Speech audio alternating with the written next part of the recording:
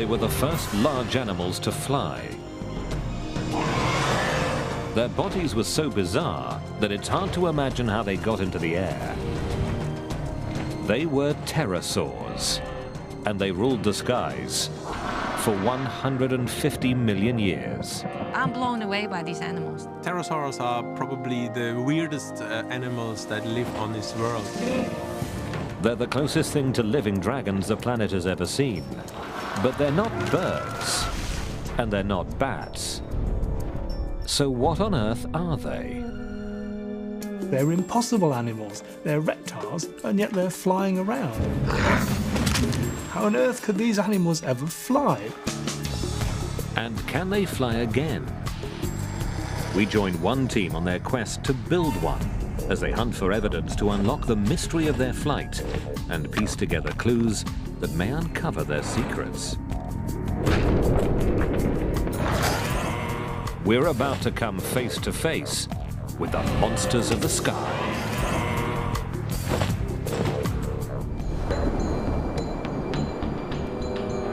"100 million years ago, the Earth was a place in which many strange monsters swam and roamed. The planet was in the grip of giant reptiles, and the ancient game of hunt and kill played out on a scale we wouldn't recognize today.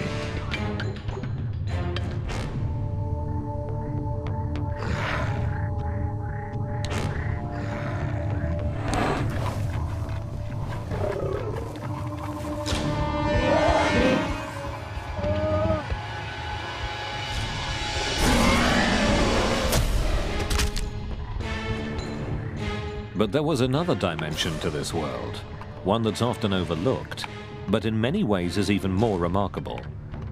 Our planet was also home to some incredible and mysterious creatures. Flying reptiles, some of them bristling with teeth. Pterosaurs.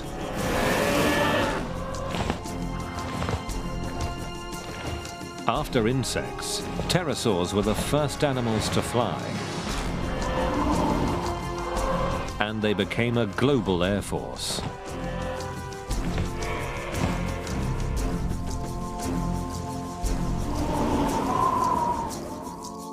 Pterosaurs appeared abruptly in the fossil record 220 million years ago. We still don't really understand how they evolved.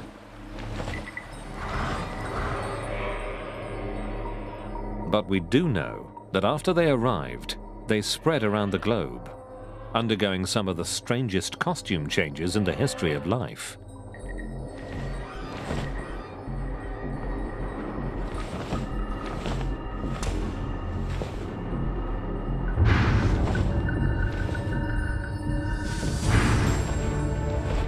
Some had short tails, others long. Some were as small as a sparrow. Others were giants.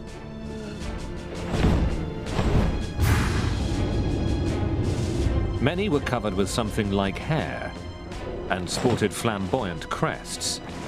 They had outrageous jaws, fine-tuned for hunting. But for all their variety, it was flight that defined them.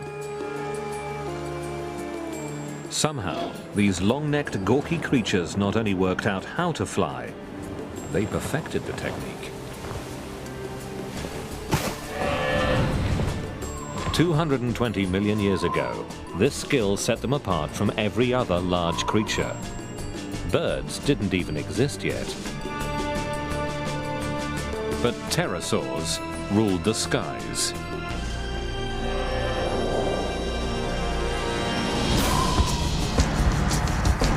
We're only just beginning to solve the mysteries of their reign. What was it like in the world of the pterosaurs? How big did they get?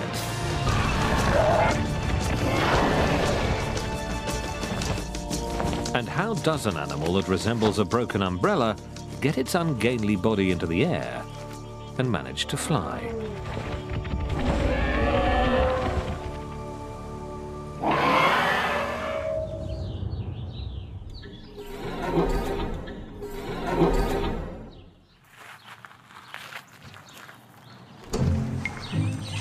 Hi, guys. Hey, Margot. Hey, how's it going? Led by Dutch engineer and Stanford professor Margot Gerritsen, one team will try to build a model, a lifelike flapping and flying pterosaur. And there are instructions for building a pterosaur. They're written in stone. You have to get everything from the fossil record. So it's fascinating to try to put it all together like one big puzzle. It was a beautiful design, something that's extremely hard to duplicate. Gonna be real challenging, Paul, because if you To work out how pterosaurs flew, we need to understand the strength of their bones and how they moved.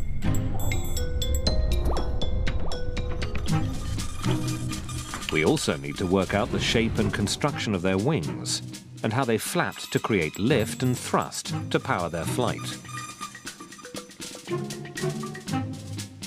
The Stanford model is in its early stages, more aircraft than animal. But gradually, it'll become more realistic as the team first builds it and then tries to keep it in the air. 5, 4, 3, 2, 1. Here we go. Their goal is to uncover the flight secrets of the first large animal to take to the skies.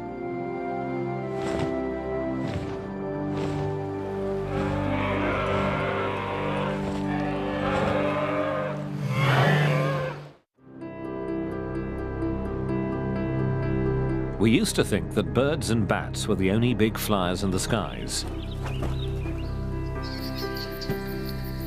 But a strange discovery near Solnhofen in Germany shattered this myth. This limestone quarry turned up clues about life in a shallow lagoon 150 million years ago.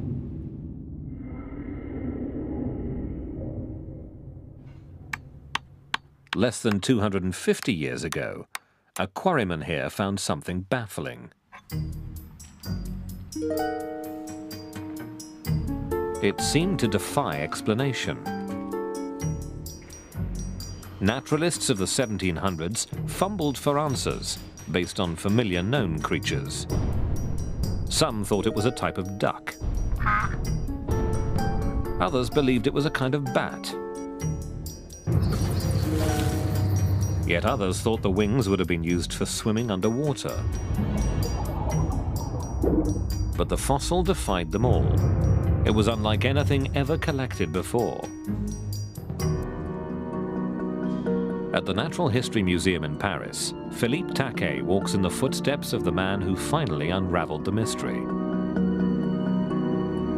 That sleuth was Georges Cuvier. He was the first person to realize that animals had become extinct, and the first to understand what dinosaurs were. And here, 2 centuries ago, he applied his forensic eye to the German fossil and blew the case wide open.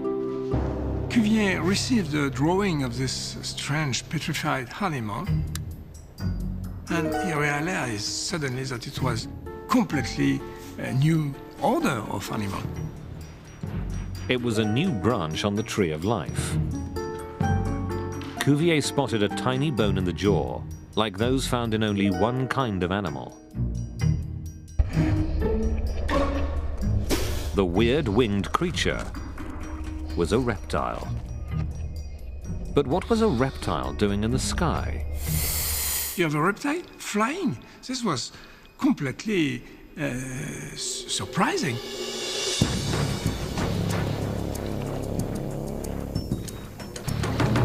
How could a cold-blooded, lethargic beast akin to a crocodile launch its bulk into the air?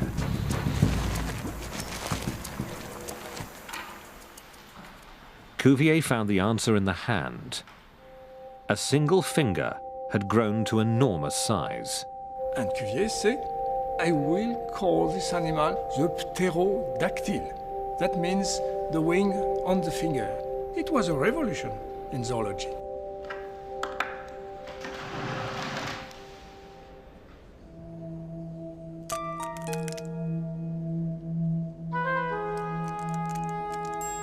Cuvier could only imagine what it looked like when it took to the air.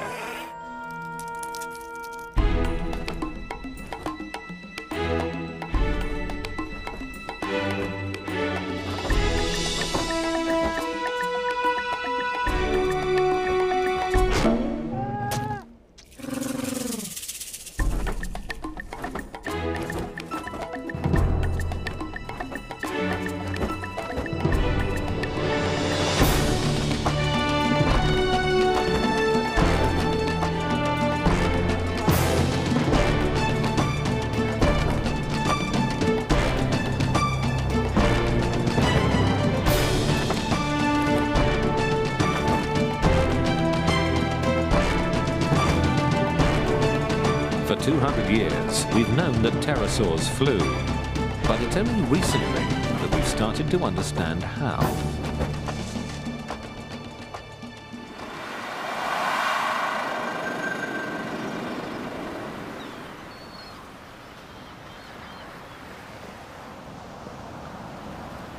It's easy to overlook what an incredible amount of skill it takes to fly.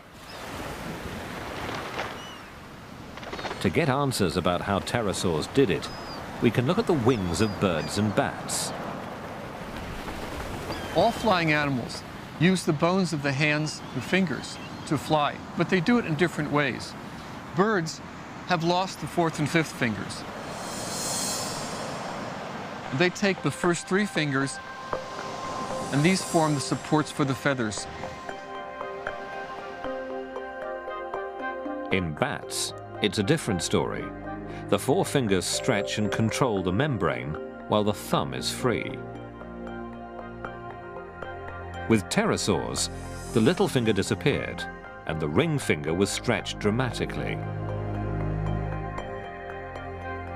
The signature weirdness of pterosaurs is this one mega finger that supported the entire wing.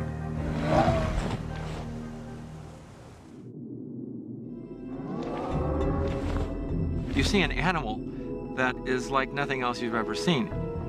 It's the most bizarre, ungainly, beautiful creature.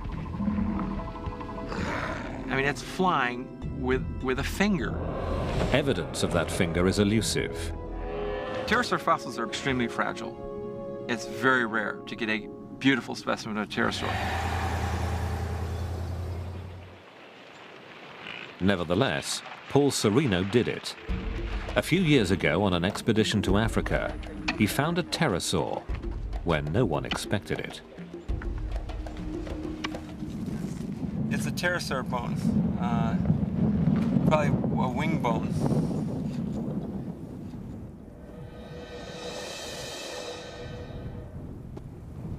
The sandstone's missing this end, but this end. Pterosaurs are virtually unknown from Africa. There were just bits and pieces recorded, and it really was an incredible discovery. Before this expedition, major pterosaur discoveries had come from Europe, China, and the Americas. The discovery of our African pterosaur showed they had a global reach. They truly conquered every continent. When Serino found his pterosaur, he also found fossils of a heavyweight predator called supercroc. That's Sarcosuchus?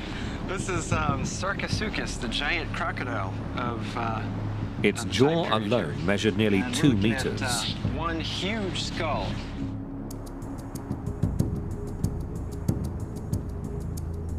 Did pterosaurs clash with this giant? Each creature may have hit where the other was weakest. Pterosaurs may have gone for easy pickings and the supercroc's nest.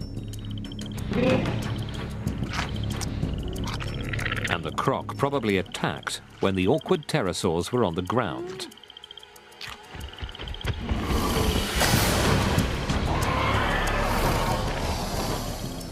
Investigators recently unearthed evidence of a similar conflict, the first of its kind ever discovered.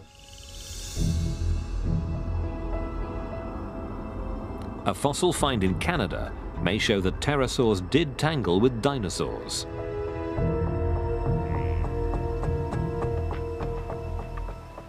Dinosaur Provincial Park was once a North American Serengeti.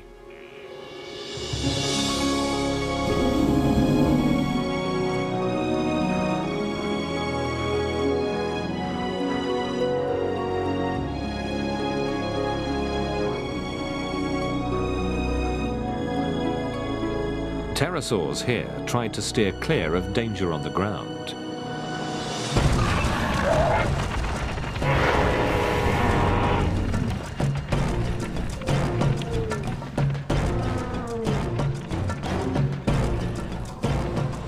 But they had to eat, and that meant landing.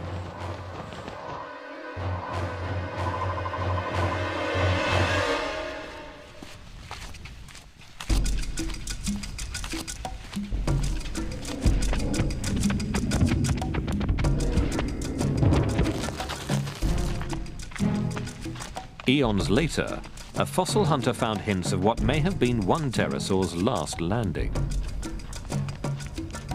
I walked around a corner and took a couple more steps and looked down, and there was this long, skinny bone. And I'm like, this is interesting. It was part of a pterosaur's megafinger, and fragile pterosaur fossils don't usually last long in the open air. Not only that, but the first bone led to several more. And then to an incredible discovery. A tooth from something like a velociraptor sunk into the pterosaur's shin.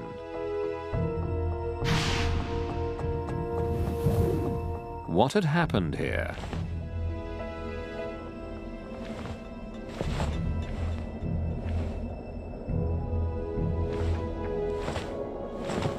Below the pterosaurs, raptors were constantly on the hunt.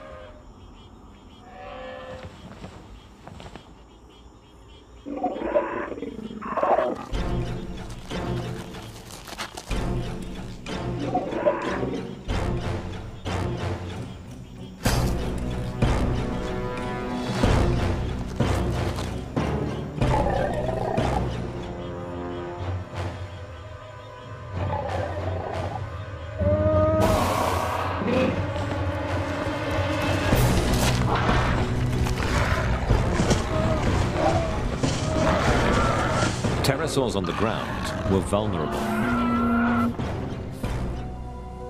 Their power was in the air. Flying was their ultimate survival tool. Pterosaurs dominated the skies, and they did this for 140 million years, which is a tremendously long period of time. Primarily they did this because they were the first to get into the skies. Before birds evolved, pterosaurs had the skies to themselves for 70 million years. They spread across the globe and morphed into a wild variety of forms. And aside from the power of flight, they all had one thing in common. Pterosaurs were incredibly effective predators. They could gobble up almost anything they could find. Their jaws tell the story of what they ate. We know of a lot of pterosaurs have no teeth in their jaws. It's quite possible that they were scavengers, and perhaps in some cases they fed on the bodies of dead dinosaurs.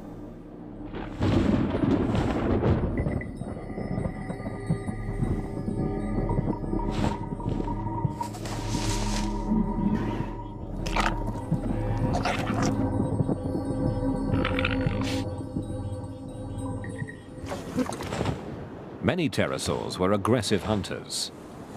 Some were able to snare their fish on the wing. These big, long, sharp-pointed teeth basically are the tools of a fish catcher who wants to make darn sure that he grabs his prey when he sticks his beak into the water. One kind of pterosaur used a sieve of 1,000 teeth to strain for crustaceans. Other pterosaurs have long, sharp-pointed jaws which they use to lever shellfish off rocks or block them out of the sand. For all their variety of feeding techniques, pterosaurs were often found by water, shorelines, rivers and lakes. And water wasn't just a place to eat, it was also a place to be eaten. Tylosaurs, giant marine reptiles measuring up to 15 meters long, lived in prehistoric seas. And above them flew the nyctosaur. Its freakish meter-high head crest, as big as its wing, may have supported a kind of sail. To find prey, the nyctosaur had to fly low.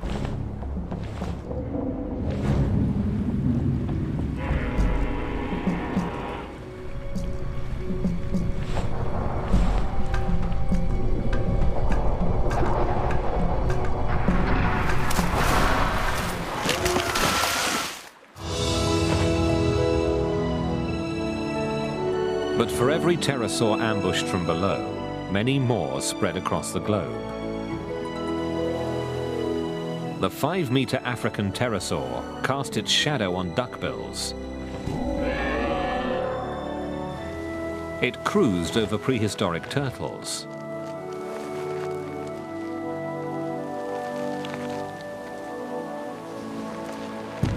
But with every skimming flight over water, it risked being torn from the sky. So to avoid that fate, pterosaurs could not only fly, they could fly well, even at low altitudes. And the evidence of these aerial skills comes not from a new fossil wing, but from ancient tracks preserved in stone.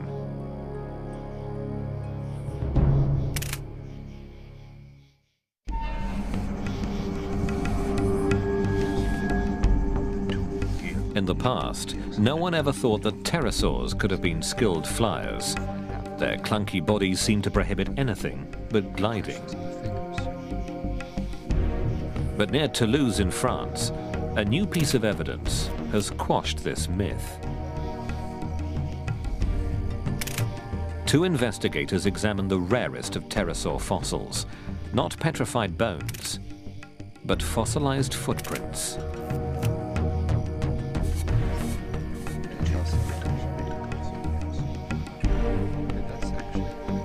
It's a unique site in the world.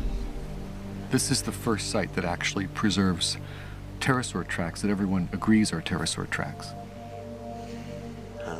One set of footprints here is as vivid to trained eyes as a series of photographs.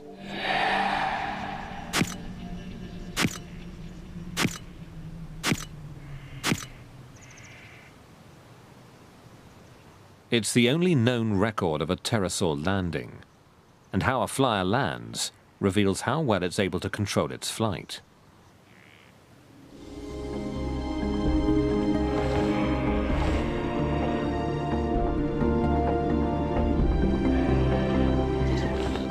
Aeronautical engineer Paul McCready is known for inventing weird flyers, like the Gossamer Albatross, the first human-powered craft to fly across the English Channel.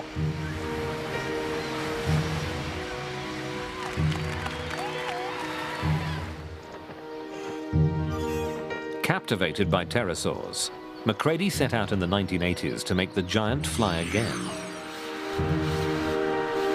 His team's biggest challenge was flight control, especially working out how to steer. Fossil expert Kevin Padian advised the project.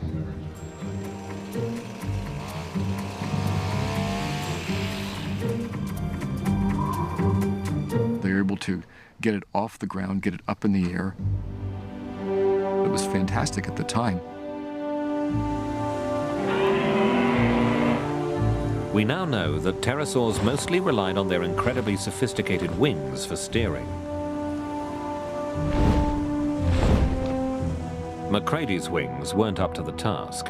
They were made from an unlifelike, rigid carbon fiber.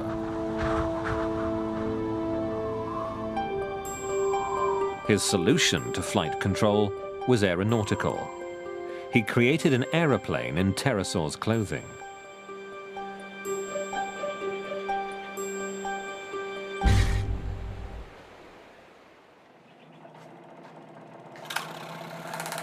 Gerritsen, on the other hand, is aiming for a lifelike pterosaur that steers like the real thing.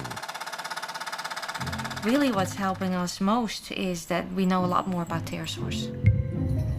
Because lots of fossils have been found. We know much more about how they were built. For example, fossil evidence shows that pterosaurs flew with their heads angled down, not parallel to the ground, as McCready's model did.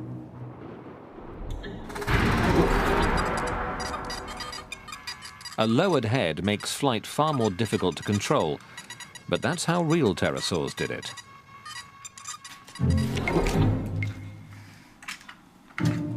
Weight is another challenge. The power-to-weight ratio governs all flight. And here, the model has another advantage. New super-light components. The batteries are a lot lighter and very powerful, and that's helping us a lot. The batteries hold 15 times as much power per kilogram as Macready's did. The servo motors are also far smaller, lighter and more powerful. But the biggest difference is the wing. The goal is to solve the steering problem by copying the complexity of a real pterosaur's wing.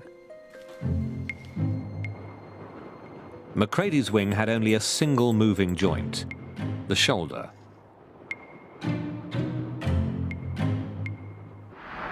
But this wing has 5 joints.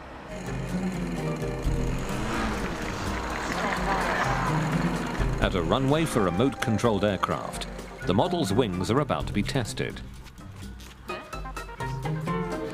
At this stage, the model is still only part pterosaur. It needs an aeroplane tail to steer, and it uses a propeller for takeoff. But although it may look crude, it boasts one of the most sophisticated wings ever built. Based on clues from pterosaur fossils, there are 5 movable joints inside the wing for steering. The shoulders rotate. They can also sweep forward and back. The wrists can also rotate and sweep, and the wing can bend at the elbow.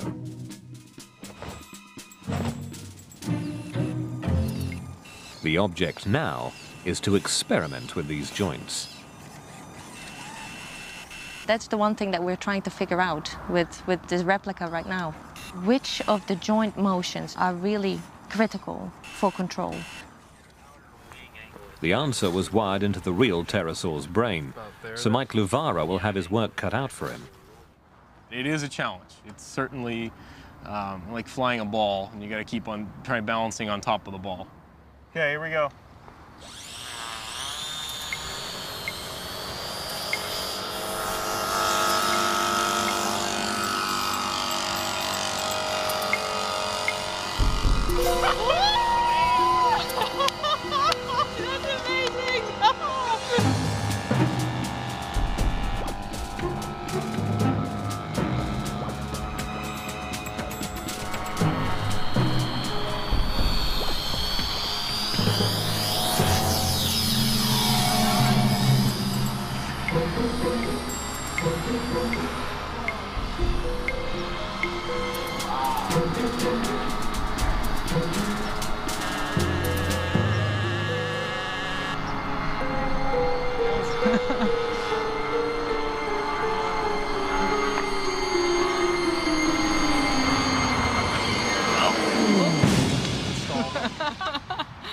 Oh well. Luvara couldn't react quickly enough to keep the model in the air. I would have loved to make it all the way around, but I think we need to do a little more work. Oh my goodness. But it's still a breakthrough. Never before has such an adjustable, lifelike pterosaur wing flown. Something's loose here. I think we popped the elbow. Pterosaurs don't give up their secrets easily. And for a long time, one fundamental fact about these outrageous flyers eluded us. Were pterosaur babies born live, like some snakes or lizards, or did they hatch from eggs? This question was answered only recently. In China, 2 paleontologists uncovered a fossil of a tiny curled-up pterosaur.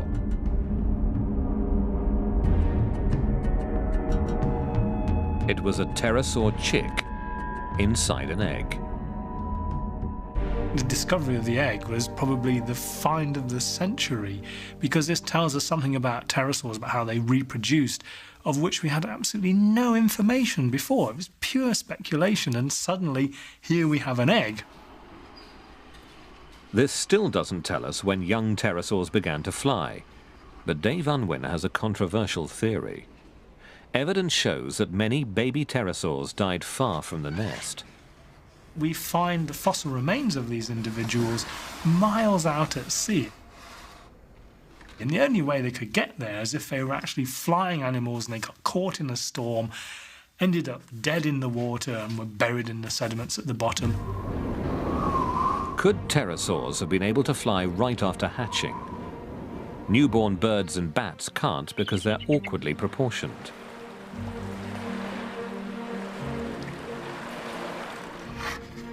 to prove his hunch that pterosaurs could take wing right after birth, Unwin needs more evidence.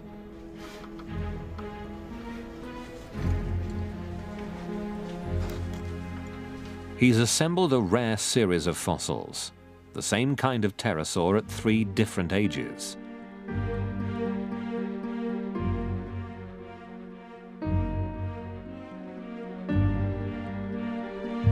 He measures the length of the bones that make up the arm, then those of the megafinger.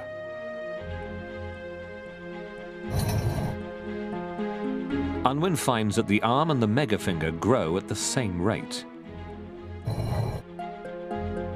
So the proportions of the wing don't change. He also measures bones that have nothing to do with flying, like the beak, and finds that these proportions do change.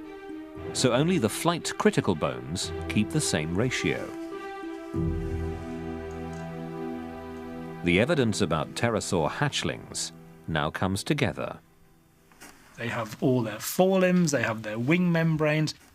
These tiny little pterosaurs could fly.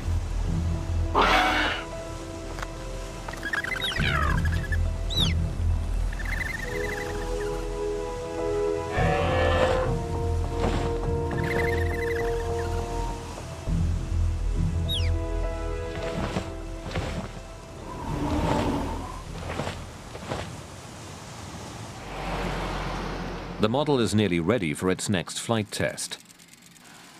But its body hasn't quite finished evolving.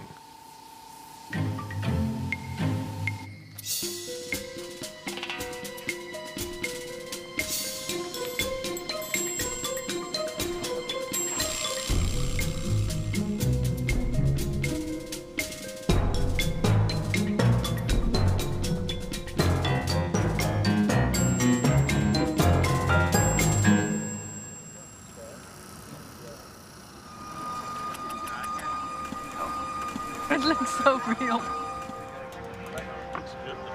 After its makeover, the replica is so lifelike that it's given a name. Herky, short for Hercules. And now Herky gets an accessory. It's something that real pterosaurs never evolved or needed.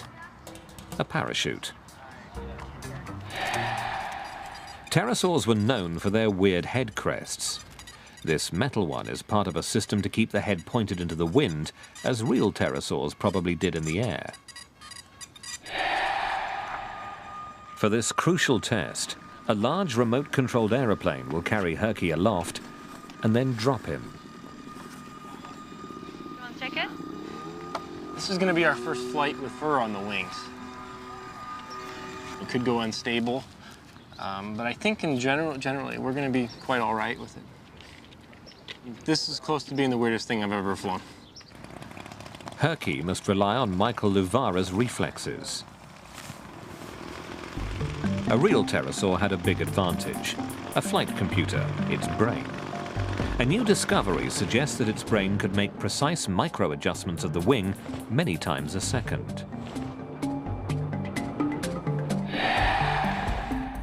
In a major breakthrough, recent X-ray scans of their skulls revealed faint imprints of pterosaur brains. Pterosaurs had huge balance organs that were able to measure tiny changes in pitch, yaw, and roll. A large part of the brain helped keep the pterosaur's eyes steady during quick maneuvers, a skill critical for hunting. Controlling flight also required gathering data from the wing as well as from the arm and leg joints that kept the membrane taut.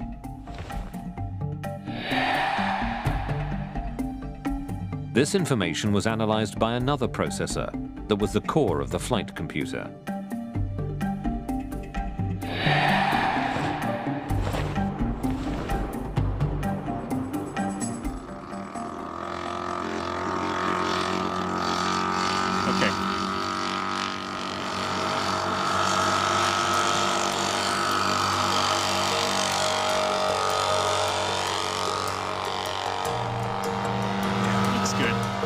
With Luvara filling in for Herky's brain and a second pilot controlling the mothership, a gliding test of Herky's lifelike wing begins. Altitude. Okay, one more lap. The pterosaur will be released at a height of over 200 meters. Okay, countdown to launch. 5, 4, 3, 2, 1. now. The drop is clean, but the next step is critical.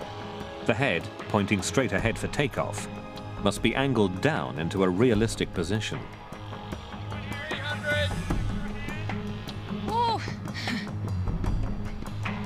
But Herky begins to pitch down. Luvara tries to release the parachute. It doesn't respond.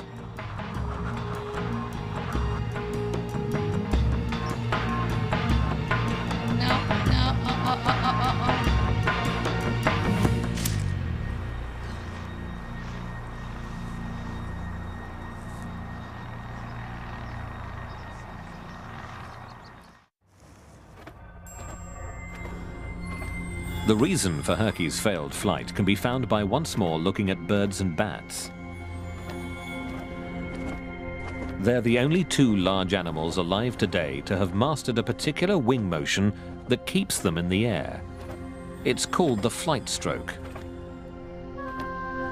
If you want to get up in the air, you have to do a certain kind of motion with your arms. And you can't just flap like this, it doesn't work. It actually requires a stroke that's down and forward, up and back, down and forward, up and back. Pumping wings at high power for a long time is something that only warm-blooded creatures like birds and bats can do. They have a racing metabolism, the equivalent of a V8 engine.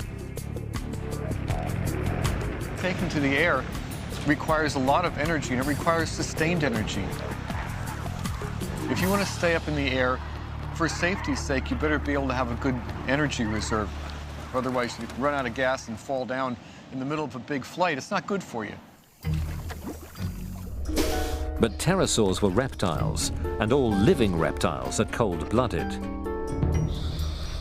Could pterosaurs have been warm-blooded reptiles? There's a convincing clue to suggest that this may have been the case. A fossil recently discovered in Inner Mongolia shows a pterosaur that had fur not only on its wings, but on its body. This was also an animal with a big motor, but only warm-blooded beasts need fur to conserve heat. They're burning energy like mad, and they're able to burn that energy in bursts when they really need to. Something about that kind of lifestyle requires a physiology like a bird that is burning fast and hot. Maybe pterosaurs would have felt warm if you touched one. They were everything but like today's reptiles.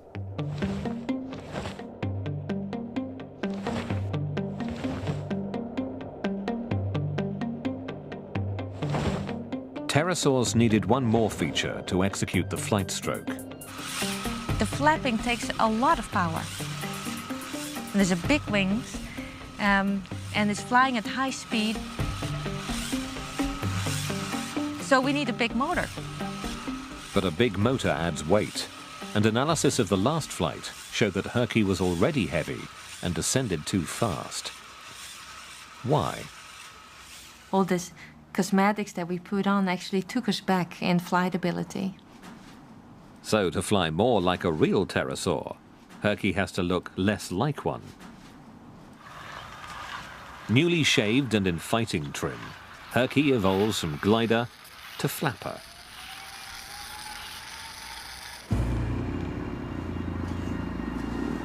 Herky's been worked over, crash-tested and refined. He's as close to a real pterosaur as the team can make him. But is he close enough?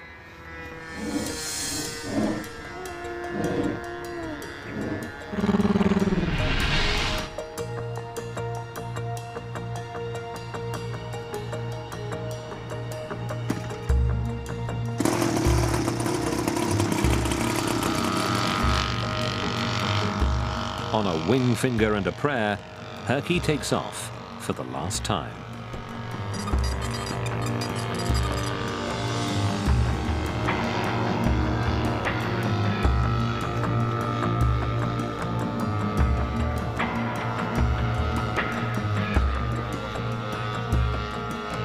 Five, 4, 3, 2, 1. Here we go.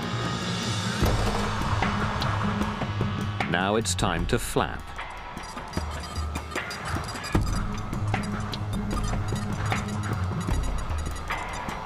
But after a single flight stroke, the wings jam.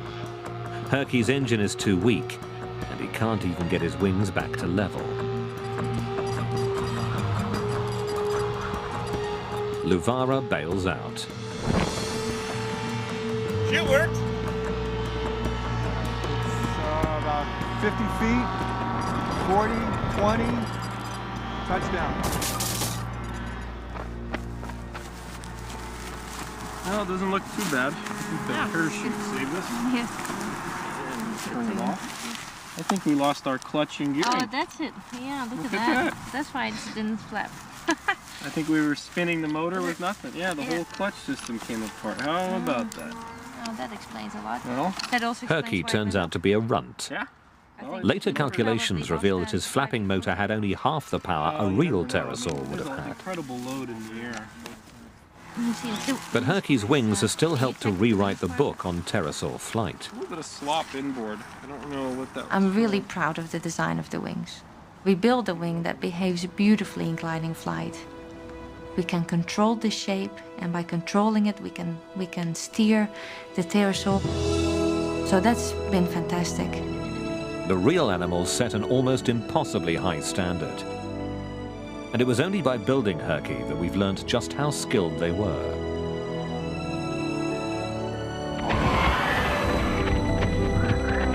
They had the power of flight, and they used it to conquer the globe.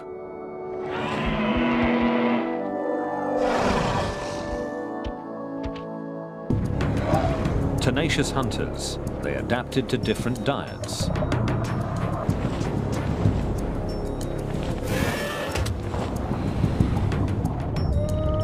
They filtered, probed, scavenged, and in a tour de force of flight control, even grabbed fish on the wing.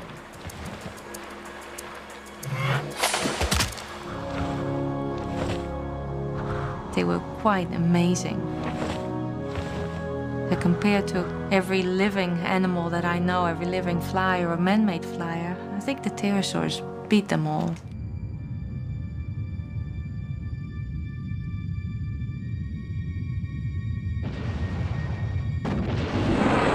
But after ruling the skies for 150 million years, the Sky Monsters and the planet suffered a calamity. An asteroid struck the Earth.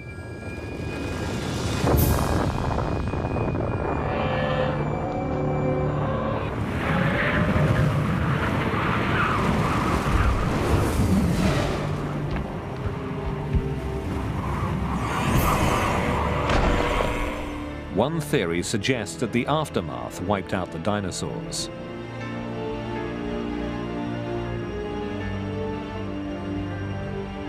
The monstrous marine reptiles also disappeared.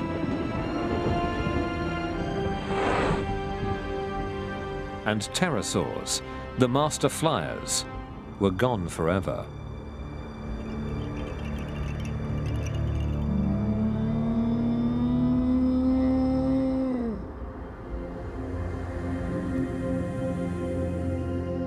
The skies are now left to the birds and the bats. But for all their majesty, they'll never match the grandeur and uniqueness of the greatest creatures ever to take wing.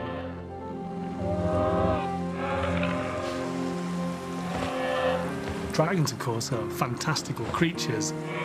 Jaws full of teeth, huge wings. These, of course, are myths, never existed, but there were creatures who had all this. They were huge, They had big teeth, they had claws,